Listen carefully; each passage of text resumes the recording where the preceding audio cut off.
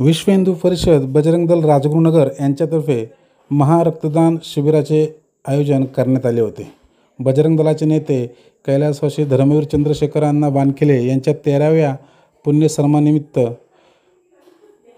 राजगुरुनगर येथील Shri Chhatrapati Shivaji Maharaj market yard येथे रक्तदानाचे आयोजन करण्यात आले.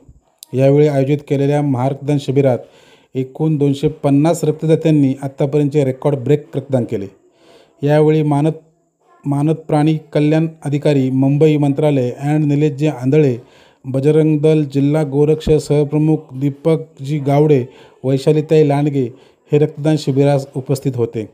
रक्तदान शिबिर यशस्वी करण्यासाठी खेड ग्रामीण प्रखंड मंत्री स्वप्नील साळुंके, संयोजक प्रतीक भाऊ दौंडकर, योगेश पवार, सोन्याभाऊ साळुंके, योगीराज करवंदे, राजेश लांडे, प्रतीक थिगळे, भूषण चौधरी, समीर वाडेकर, बंटी वाडेकर, शुभम बोराडे, केतन थिगळे, विवेक वाळुंज, विश्वजित आहेर या सर्वांनी कष्ट घेतले.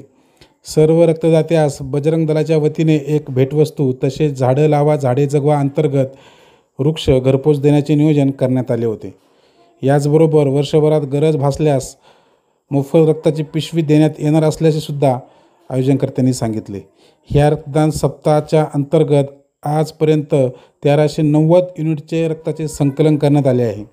यावर्षी आषाढी एकादशीपर्यंत 3000 रक्तपिशव्या संकलित करण्याचे उद्दिष्ट असल्याचे बजरंग दल जिल्हा पुणे ग्रामीण सहसंयोजक अवधूत चौधरी यांनी सांगितले. Pune breaking news, Rajgurunagar.